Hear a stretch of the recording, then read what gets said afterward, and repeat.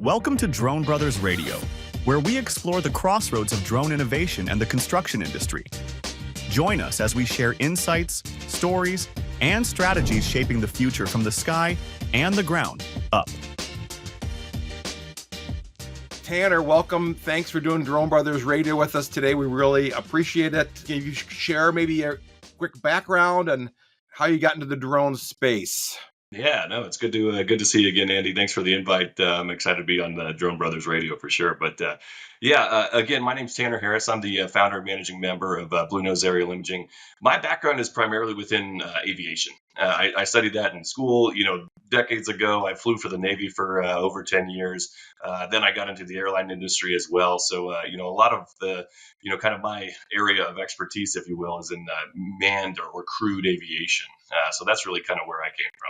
Well, so a little deeper into your background. So coming out of the Navy, what were you flying in the Navy? Yeah, so this is kind of a unique platform for the Navy. It's a pretty small community. If you look over, this shoulder, you'll see like a little model right there. It's called the E6B Mercury, which is a variant of the Boeing 707. So these are actually some of the last 707s that Boeing ever produced, and it's primarily designed for nuclear command and control missions. So we do a lot of work with the Air Force and other services, and we primarily focus on communication. Like it's a communication and control platform where we talk with submarines or missile silos or bombers. But that feels like that was a whole different lifetime ago.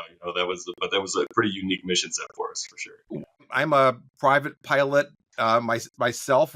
What got the bug of the? Did you learn to fly? Did you come into the Navy with some experience of having flown privately? Oh yeah, no, I appreciate the question.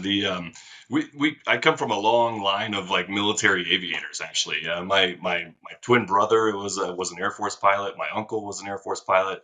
My mom and my dad actually met in Army flight school, learning how to fly helicopters way back in the day. So it's just kind of in our DNA, So that's what I grew up around.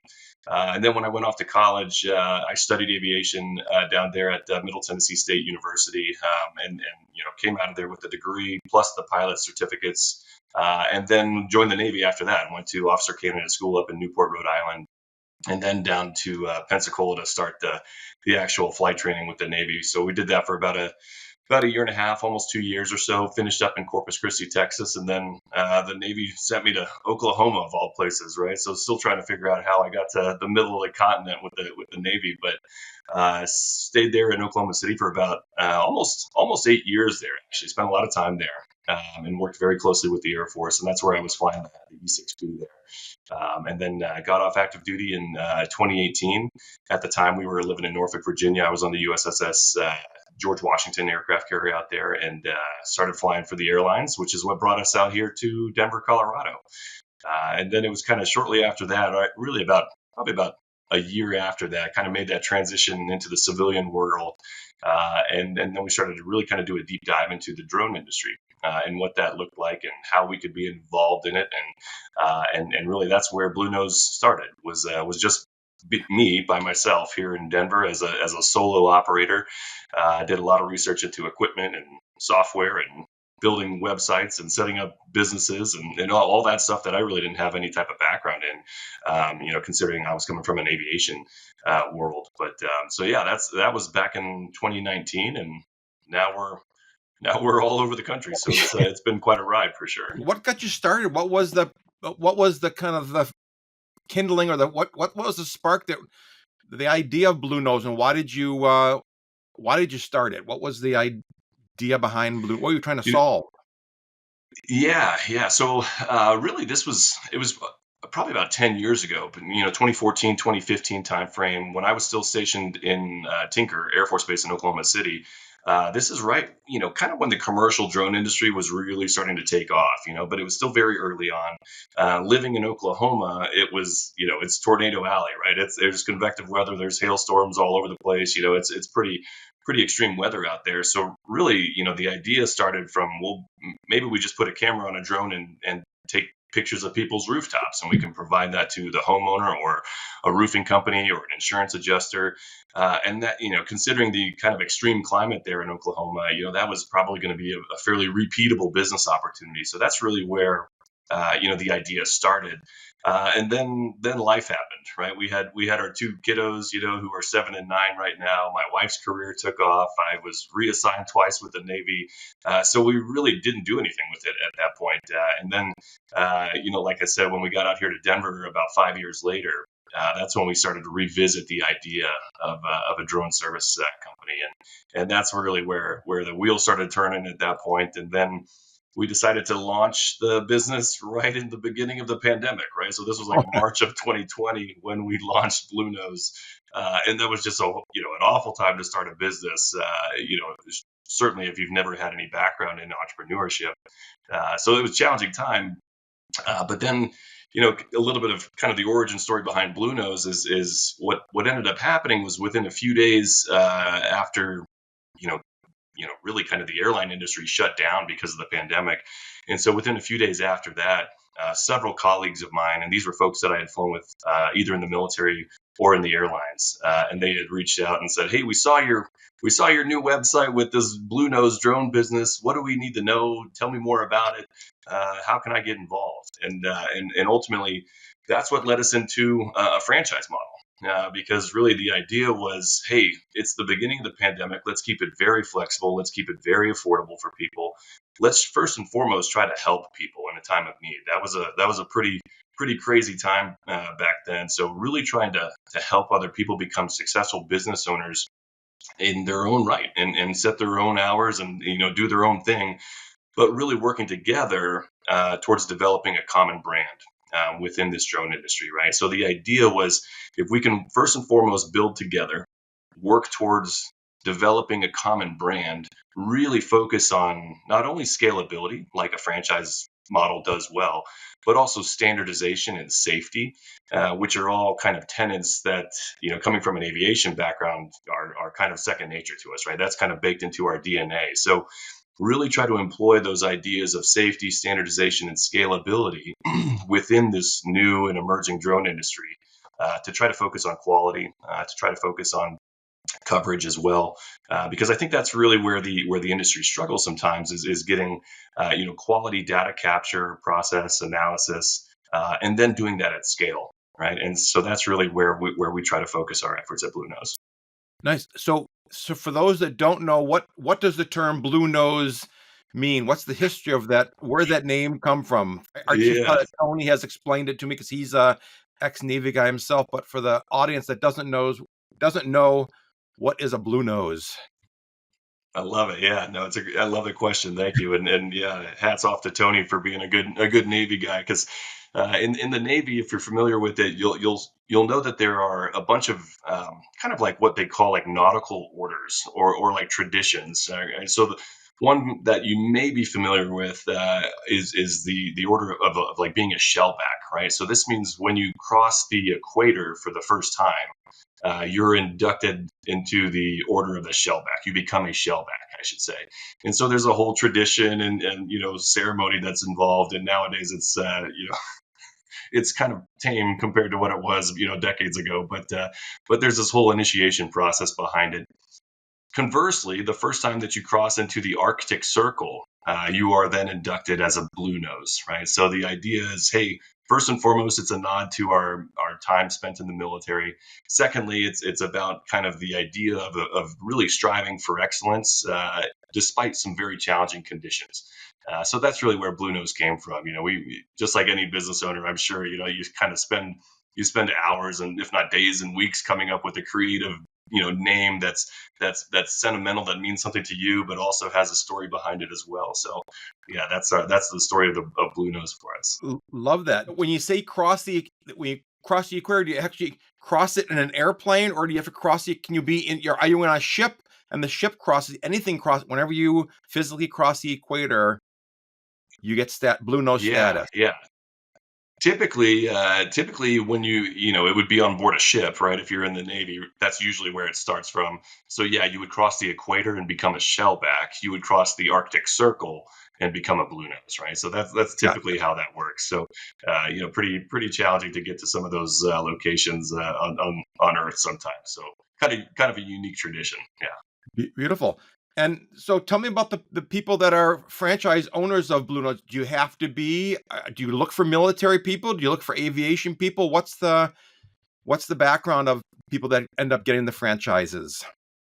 Yeah, there's no requirement to come from a military background or an aviation background. Obviously, in the beginning, when we first started, a lot of our initial franchise owners were coming from those walks of life, just because that was kind of our personal and professional network. But there's no requirement to do that.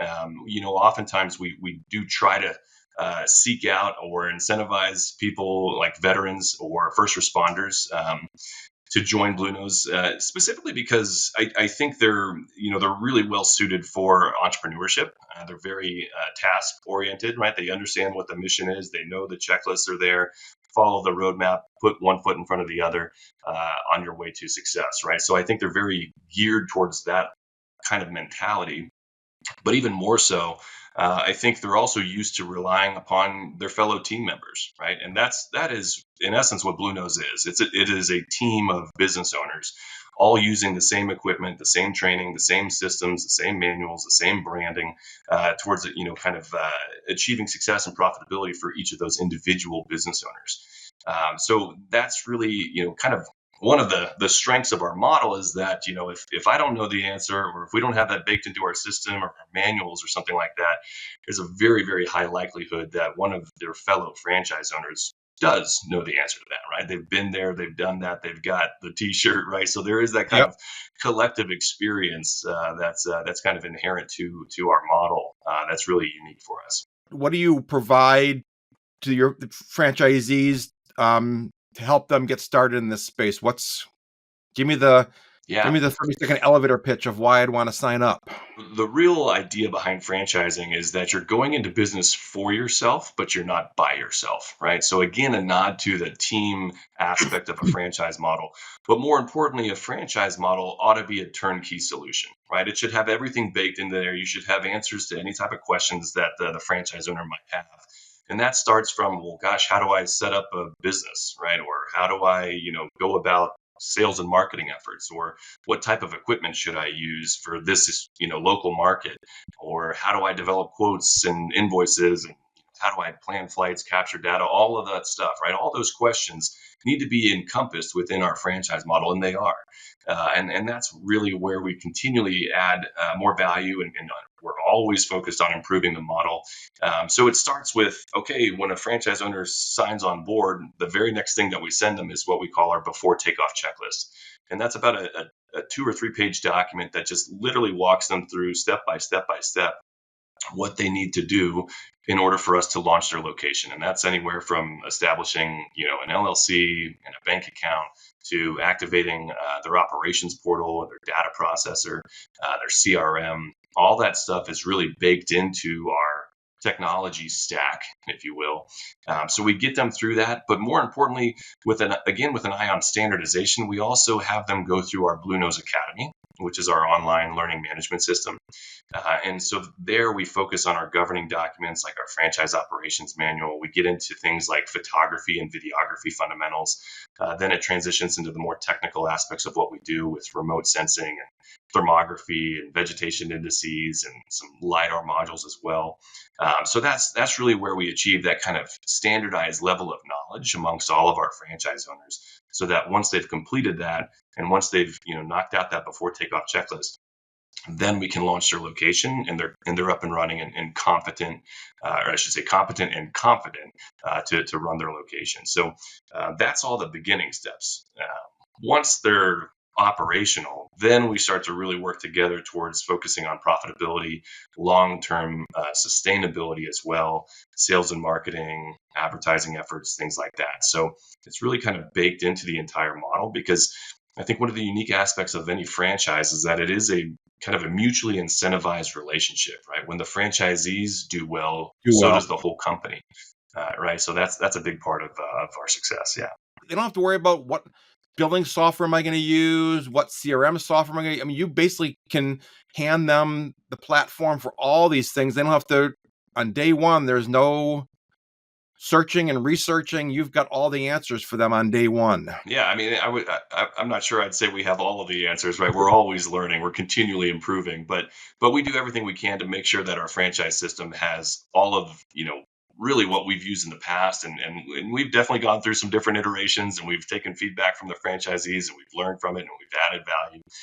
But really, it is the idea is to create a turnkey package for the franchise owner, so that they're literally, purchasing a business that's proven, that's efficient, that's streamlined, that all they have to do is just show up and participate, and then away they go. That's great. What's been one of the biggest challenges you've faced? You've been doing this for what, 7 years now, 8 years? Yeah, almost 6 years now.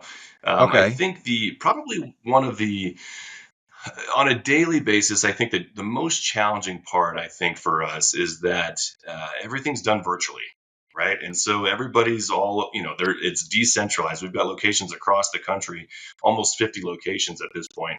And so it's challenging sometimes to develop that type of relationship with other franchisees, and that camaraderie that's important, and really not only that, but taking that and then focusing on standardization as well. Like, hey, this is how we operate the equipment, this is how we build quotes, this is the software that we use for lead generation, or prospecting, or data processing, or whatever it might be.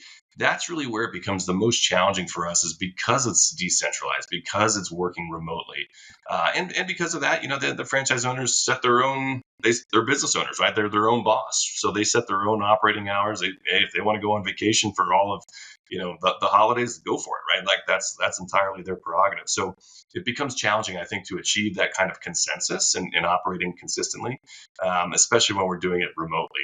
That becomes tough. So one of the ways that we try to focus on overcoming that challenge is through our annual training workshops. So we have in-person training workshops here in Denver. Typically, it's like the first week of May timeframe, or early, like the kind of the first half of May, I should say. And that way, we have as many of our franchise owners come as possible, and we can focus on, hey, what's the latest and greatest equipment? How are we employing it? Are there any changes to the actual franchise system itself? So on and so forth. So that's one way that we can kind of get together and really kind of develop those bonds. And then we're always at the Commercial UAV Expo in Las Vegas as well. The last time I saw you there a couple months Yeah. back too. So those are two of our big events throughout the year that we get the chance to get together. Do most of these franchise owners, is this like their main job? I would think that these guys are taking this, they're investing, they're taking the time to buy the equipment. They're not doing this as just a side hustle. Most of these guys are in it as their main gig. Yeah, we've got kind of a full spectrum. We've got folks that do this full time, and then we've got folks that are pretty passive about it, and then everybody in between. So I Okay. think the unique aspect of our model is that you get out of it what you put into it, right? If you want to make big money, you got to be participating, of course, right? So and it's really designed like that on purpose, because you and I both know there's seasonal aspects of the drone industry, right? Especially as we get into the winter months, things kind of have a tendency to slow down a little bit, right? So Yep. we want to keep it flexible for people. We want to keep it affordable for the franchise owner as well, and really kind of just provide them with the support and resources and tools that they need to be successful, however they define success, right? And so it's really kind of up to them. So talk to me about what kind of obviously you've gone from 6 years ago to probably serving as many industries as possible to today. I would think, probably getting focused on a few industries, and I think you've got a training module, a training program that you guys are pushing, and a rental program. Talk to me about kind of where things are at today, and kind of what's the emerging opportunities right now for drone pilots. Yeah, I love it. Really the core the core of Blue Nose is in our service arm, right? We are a nationwide franchised drone service provider. And we really cast a pretty wide net on the types of services that we offer. And that could range anywhere from, kind of relatively basic real estate jobs to, large scale solar farm inspections, agricultural work, oftentimes in the summer. So it really just varies pretty widely. And a lot of that depends on the local market of that individual franchise owner. But more often than not, we really try to focus our efforts on construction, energy, and agriculture, right? Those are our three main verticals that we typically focus on. We do that because over the years, we've, one, first and foremost, those are the most profitable verticals for our franchisees, right? So, and it's profitable because they oftentimes have large scale data acquisition requirements. So they've got a lot of data that needs to be captured. And not only that, it needs to be done on a repeatable basis too. Yeah. So they, whether that's construction progress monitoring or sometimes even daily flights, say within agriculture during the summer months. So large scale data acquisition on a repeatable basis. That's really what we focus on, when it comes to the imaging and the service aspect of what we do. In recent years, we've also started to provide drone training through our Blue Nose Academy on our website, bluenoseaerial.com. Yep. And these are, kind of just introductory courses in photography and videography fundamentals and geographic information systems, thermography, vegetation indices, things like that. So those courses are available for the public to enroll in. And then we've also enabled a drone rental program as well. That really started from supporting the franchisees. One of the things that we try to do, again, with an eye on affordability, is to make sure that that franchise owner has the appropriate equipment for that specific job type. And a lot of times we'll use like DJI products like maybe the Mavic 3 or the Matrice 4 series, so on and so forth. But there's a lot of different variations there, right? I can't really take a Mavic 3 Enterprise and really do a whole lot of work with that in, say, agriculture at some point. So you're probably looking at a multispectral sensor at that point, right? So we want to make sure that that all of our franchisees have access to that specific equipment. So we've got that all kind of, located and centralized here at Blue Nose HQ. And so we ship those out to the franchisees. But now we've also expanded that to shipping those drones out to the public, right? And so they can, public users can rent those drones from us as well. So yeah, it really comes down to the franchise arm, the training arm, and then the rental arm as well. So that's really kind of where we've evolved over the last 6 years. Interesting. So I don't have to be a franchise. So if I'm up in the air drones in Traverse City, Michigan, and I'm not part of your franchise, and I want to take training, or I need a drone for a specific use case for a project I can call you guys and sign up for training and or rent a drone.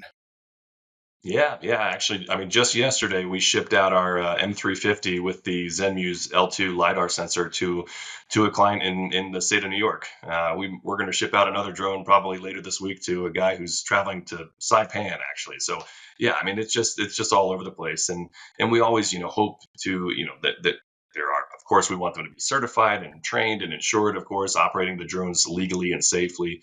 And if they need a little bit of, kind of touching up on that, on the knowledge side of things, that's where those drone training courses come into. So, and I would think that from your perspective, hopefully that the training leads to these guys wanting to be interested in becoming a franchise holder for you. Is there kind of do you see an upper limit as far as where the franchises, you're at 60 now? Does this max out at a certain number? How many franchises can you eventually have? Every now and then, the training piece or the rental piece will kind of create a funnel for people who are interested in becoming franchise owners, and so that happens sometimes. But really, our goal for the next 5 years, what we call Blue Nose Vision 2030, is to have between 100 and 250 locations here domestically in the United States, and then also branching out internationally into Canada and Mexico first, probably into the UK shortly thereafter. But as you probably could imagine, franchising is a pretty heavily regulated industry, and every country has their own franchise regulations, and some states here in the US also have their own franchise regulations. So there's a bit of a legal hurdle that we got to make sure that we've got our heads wrapped around before we start that type of international expansion too. So, but yeah, I think, if by 2030 we're sitting around, 200 locations across the US, man, I think that's a home run for us. That's great. Where do the leads come from? You train your franchisees to find leads themselves and how to go out and work them marketing wise, and you help them with marketing, I would assume. And then also leads come directly from the headquarters. You have a team here in Denver that's hopefully working national clients to feed the franchises as well.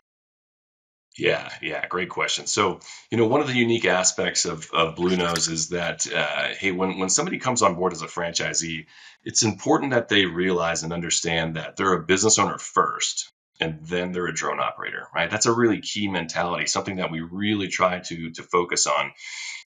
And we say that because, just yeah, you've purchased a franchise, right? You've got this turnkey package that's going to get you up and running quickly and really focus on profitability. But at the end of the day, you still got to invest the time to do this, right, and to be a successful business owner. So that means doing things like any other business owner would do in their local market, right? And that's developing your client base, maybe joining your local chamber of commerce, setting up local advertising campaigns, things like that. So local outreach is first and foremost what we really try to emphasize for our franchisees. Hey, you got to do these things too. But then at the same time, utilize the entire franchise system, leverage all the resources and clients that come from that as well. The unique aspect of a franchise, one of the unique aspects, is that there's typically a royalty structure that's built into it. So there's a percentage that's based off of the franchisee's gross sales for the month. Part of that percentage goes to a collective advertising fund, where that advertising fund is then applied towards nationwide, digital advertising campaigns. It goes towards things like the commercial UAV Expo. It goes towards social media content. So that's applied in a number of different ways.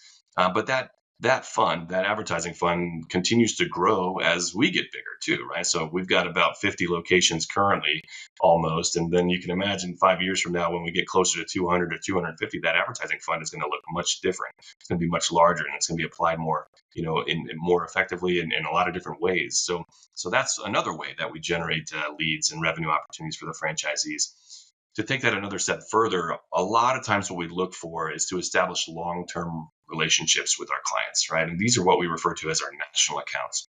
We've got a number of national accounts that work in a number of different industries, whether that's just real estate or asset management to agriculture, telecom, solar, construction. A lot of times, those are the relationships that we try to set up.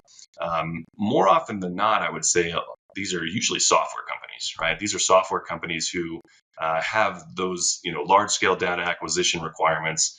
And they take that data, process it, analyze it, provide that to their clients, right? So they're providing that type of nuanced analysis and insights for their clients. But usually, what they don't have is that they lack the ability to capture that data at scale and in a standardized way, which is Yep. why they oftentimes reach out to us. So that's another aspect too, right? So local outreach, the advertising contribution that's done collectively by the entire franchise, and then our national accounts. Those are really kind of the three ways that we help generate opportunities for the franchise owners.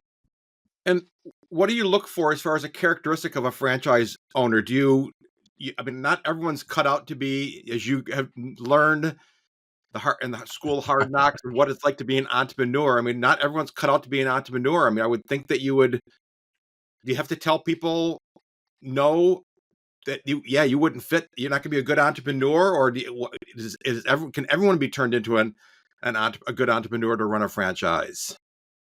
Yeah, I love that question, and I think you're totally right. And obviously, that's the voice of experience on your end. You know this, that business ownership is not for the faint of heart, right? It is challenging, and but it is that challenge that creates so many rewarding opportunities for business owners to, like I said, take the month of December off if you want, right? I mean, it's that type of control over your lifestyle, which entrepreneurship affords.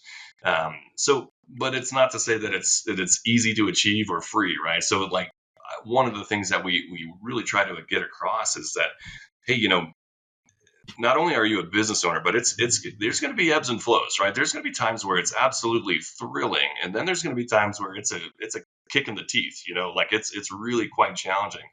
So I think the way that we kind of help mitigate some of those fluctuations in business ownership is trying to find people that, first and foremost, that we like, right? We want to do business with people that we like and that we respect and that we trust.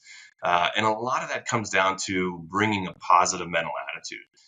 And I know that sounds kind of cliche and cheesy, but man, we used to talk about that in the Navy every day, all day long. Hey, show me your PMA, right? Where's your positive mental attitude? And if we can do that, and we can really focus on achieving that level of enthusiasm and focus collectively, man, that's how we overcome some of those challenges of business ownership. So I think having a good, first and foremost, I think that means understanding what this looks like, having a really clear expectation of what business ownership means and what it demands of you in order to be successful. And then if you can support that with a positive mental attitude, man, I think that's the winning ticket right there. A lot of people in the industry are training for the technical side, but training for the entrepreneurial side, that's a tough one. What are your thoughts on the whole entrepreneurial training thing? What do you guys do to address that? I think you're totally right. I think that's one of the kind of the I'm not sure I would say it's a gap in the industry, but there is so much emphasis on the technical know-how of flying a drone safely, legally, data capture, data process analysis, right? There's so much emphasis on the technical side of things, but there's really probably not enough emphasis on the business development side, right? And entrepreneurship and what that looks like. So for us, right out of the gate, when a franchise owner comes on board and they enroll in the Blue Nose Academy, like our very first module is business development. And so we start with our business development strategy, and this is kind of more of a high level overview of think of like a SWOT analysis, right? Hey, strengths, weaknesses, opportunities, threats. Think like that, right? Understand that. Take a moment or two to really kind of address what those look like, in particular in your local area, right? In your local market, understand how you fit in and potential opportunities that may exist for you, right? So if we can start with that type of baseline understanding of what business development should look like, then we can start getting into the minutia and actual tactics, right? So kind of more strategic versus tactical, right? And so when we talk tactics, then it's more like, all right, well, let's talk about digital advertising, paid advertising, printed advertising. Should I join my local chamber of commerce, which you absolutely should, by the way. Yeah. Joining other, trade associations, networking events, things like that, right? So a lot of that is captured in our marketing playbook, right? So that marketing playbook is kind of a document that supports our overall business development strategy. That obviously includes being active on social media as well, making sure that we've got a nice, professional, consistent website presence as well. So a lot of that's baked into that marketing playbook. But you're totally right. I think the lack of training and emphasis on more of the business side of things kind of hinders some of the progress that we could achieve collectively throughout the country in the service industry. Yeah. You're a pilot, professional pilot. You're flying big aircraft. You're training folks on flying big aircrafts. We can talk about United Airlines that you work for, correct? Sure. Okay. Yeah. I'm actually I work for United Airlines, so I'm a flight instructor on the Boeing 767 and the 757 here at the Flight Training Center in Denver. So I still do that, right? And that's I've been doing that for almost 8 years now, and so that's something I continually do while I also develop Blue Nose. But yeah, the flight training side of things is a passion of mine and has been for decades now. Used to instruct in the Navy, and so it's something that I've got some background in for sure. And I think the unique aspect of it is, a lot of that is transferable, right? Or is transferable skill sets from the kind of the crewed aviation side of things into the uncrewed side of things. A lot of that's pretty standard, whether that's checklists and SOPs or understanding the manuals and operating in a consistent fashion. And the same thing goes for business development initiatives as well, right? A lot of it doesn't matter, right? You could be flying the drone or you could be flying a ham sandwich, right? So it doesn't really matter what you're providing or the product or service that you're providing. So there's a lot of transferability there. And so again, I think when you can kind of combine that within a franchise team, and then everybody's bringing their own unique experiences and skill sets and backgrounds to the table as well, that becomes a pretty unique team at that point with a lot of different skills and strengths on the team. So how do you keep all this stuff in balance? What everyone talks about, the work life balance. We actually call it the life work balance here. So you got a full-time job working for United Airlines, you got a full-time job building this soon to be 100 franchise company, you got a full-time job as a dad and a husband. How do you keep it all in balance? I love it. And I think first and foremost, you got to set boundaries, right? You got to have boundaries, and I love what you said about life work balance because I think I saw some kind of meme the other day, like a few months back, where it's like work life balance. There should be no work life balance. It should be completely out of balance. And we we don't live to work, right? We work to live, right? And Yeah, that's I think the beauty of entrepreneurship, right? It enables that type of lifestyle. So in order to do that though, you got to be taking care of yourself first, right? So that's everything that you might expect, right? Taking care of your mind, your body, sleeping right, exercise, all those things where you're really focusing on taking care of yourself, because that's what's going to enable you to bring your A game when you do show up to the job, right? And growing your own business. But it's hard to keep that in check sometimes. It's easy to get out of balance. yeah, So I think setting those boundaries and saying, okay, here it is. It's whatever. It's 5 o'clock. I'm turning off the computer and I'll get back to it tomorrow or something. You got to do that. You have to. As hard as that is, sometimes you gotta take care of yourself and then your loved ones as well, right? agreed. Two things I'm curious about. So where, first of all, let's talk about where do you see things in the aviation world? So in the United Airlines world, where are things heading in aviation in the next 5 years? Are we going to have are we going to have 767s flying around by themselves without pilots? Is someone going to be sitting in a cave someplace controlling my next flight from Denver to Chicago, or where are we going to be? Well, I would say first and foremost that the technology already exists, right? You've got planes that can land themselves. You got planes that can fly across the ocean by themselves. So the technology's there.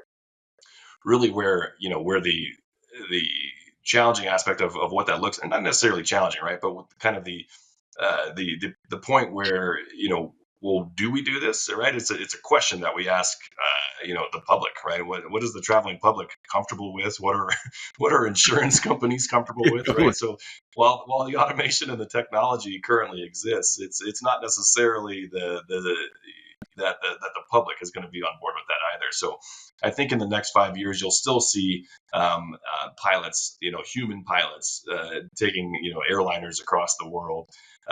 Whether that goes from two pilots down to a single pilot, that could be a different story as well, right? There's a lot of initiatives in place to kind of explore that concept. Obviously, the automation is there. Computers and FMCs, they do all this work for us, and they basically remove the errors that humans bring to the table. So there's very, very safe for sure. I think you also see a lot more emphasis on kind of advanced air mobility, right? And whether those are just basic taxis or sustainable aviation fuels, whatever that might be, right? So maybe some greater emphasis and investment in that kind of work. I mean, I know many of the airlines have already invested in that.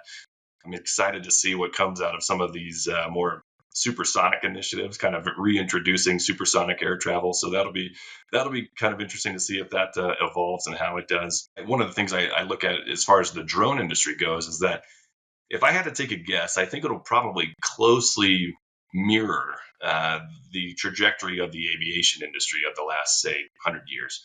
And I think that's what you're seeing, right? I mean, if you look back at some of the early days of a lot of the airlines that we still currently have, a lot of them began with, say, flying mail or shipping cargo, things like that, right? So a lot of that came in that kind of the early days, and then it kind of transitioned into flying humans.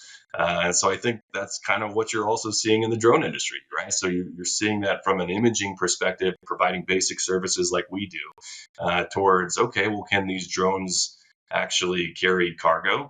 And hey, let's talk about drone delivery, things like that, towards, well, can these drones carry human beings? And so I think that's definitely on the horizon. I think we'll see that.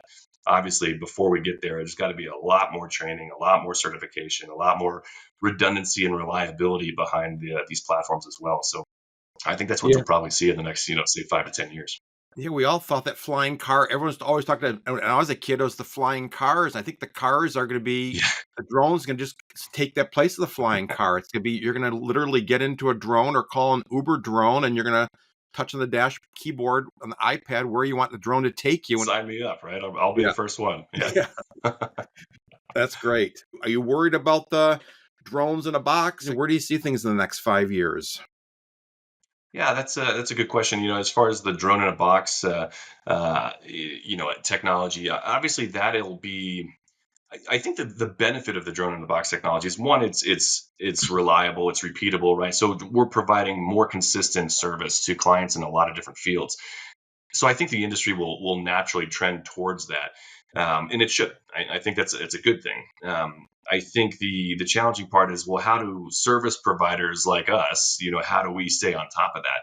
Well, and it's not to say that the drone in the box is necessarily going to get rid of the individual drone operator. It's just another tool in their kit, right? So it's a matter of understanding the technology. How do we employ that correctly, efficiently, and really provide actionable insights for our clients. And maybe that's a stationary drone in the box on a construction site or a solar field or something like that.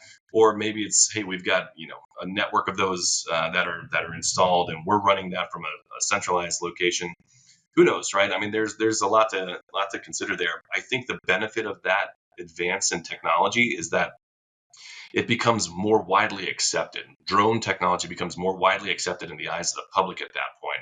And kind of, there's you and I both know that there's some stigmas associated with flying cameras, right? So like that becomes challenging to overcome sometimes. But as that becomes more and more regulated, we train to those services and the technology that's present. I think that becomes more widely adopted, and that is really kind of that turning point, right? It's no longer just a hobby. This is a really valuable tool, right? This technology represents tools that can save time, money, energy, resources for people in a number of different industries all across the world. So I think that's really where I see things going.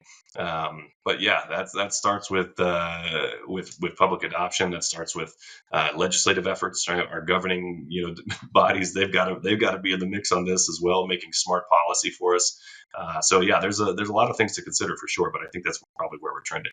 I can't remember what the name of the timeline is. It's like there's the early adopter, there's the laggards, the early adopters, and you get the Malcolm Gladwell tipping point where the things go from a nice to have to a must have. Are we, how many months or years away do you think we are from the tipping point in this industry happening? I keep saying that it's going to be, we're here. We're like so close to this tipping point. Yeah, I agree with you. I think that's correct. I would say, obviously there's a lot of discussion lately about foreign made drones and what that looks like and the security implications, and so as long as we can address those and make sure that focus on security and data privacy and is applied across the spectrum, not just with foreign made drones but also American made drones as well.